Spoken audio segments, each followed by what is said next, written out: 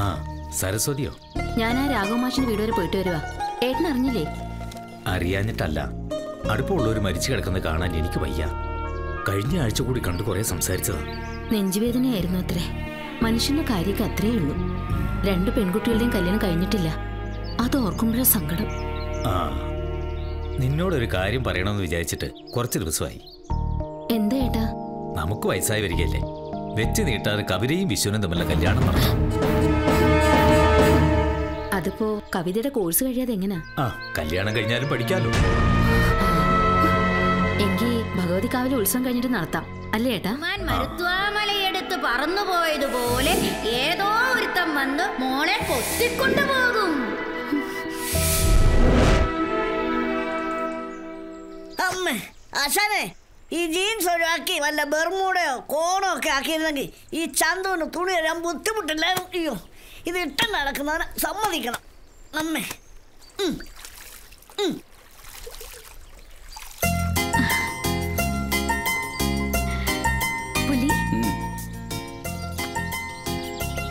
നീ എന്തിനാ ഇങ്ങോട്ട് വന്നേ?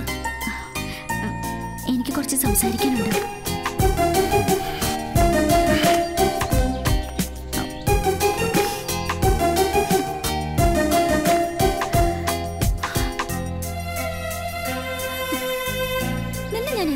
സ്നേഹിക്കുന്നുണ്ടെന്നറിയോ?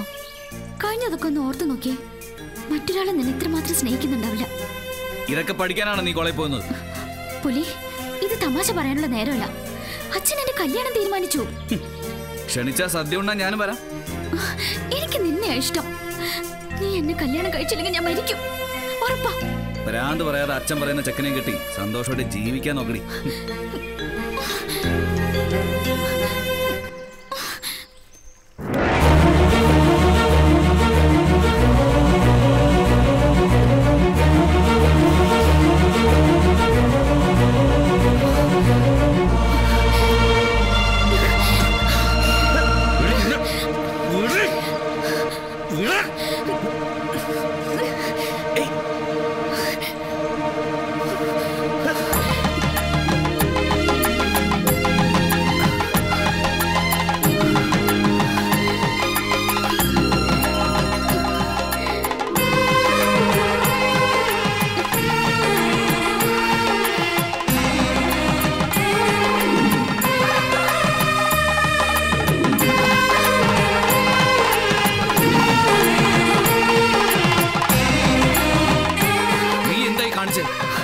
ഇതിന്റെ അർത്ഥം എനിക്കറിയാം.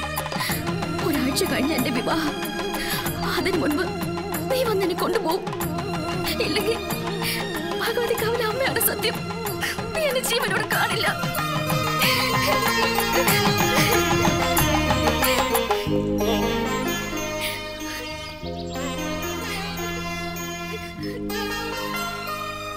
ഈ പെണ്ണിന് വട്ടല്ല, ബുദ്ധിയാ, അതിബുദ്ധി.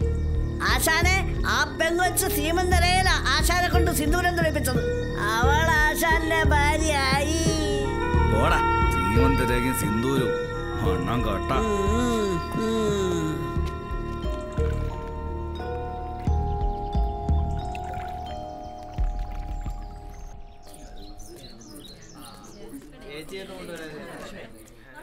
ശിവേട്ട, അവരിങ്ങി എത്താറായി. അമ്പലത്തിൽ പോയിട്ട് കവിത ഇതുവരെ വന്നില്ലല്ലോ. നീ വരുമെന്ന് കരുതി രാത്രി മുഴുവൻ ഞാൻ കാത്തിരുന്നു.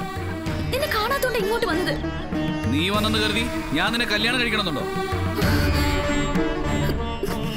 എടാ, കവിത നിന്നെ വിശ്വസിച്ച് ഇറങ്ങി വന്നിരിക്കുന്നത്. നീ ആയിട്ടിന് പറ്റില്ല എന്ന് പറയരുത്. നീ ധൈര്യമായിട്ടും കൊണ്ടുപോയിക്കോടാ. എന്നിട്ട് ഇവളുടെ കഴുത്തിൽ ഒരു താലിയും കെട്ടി നിങ്ങൾ സുഖമായിട്ട് ജീവിക്കാം. അതിനുള്ള ധൈര്യം നിനക്കുണ്ടല്ലോ. പിന്നെ എന്ത് സംഭവിച്ചാലും നിങ്ങളുടെ ഒപ്പം ഞാൻ ഉണ്ടാവും.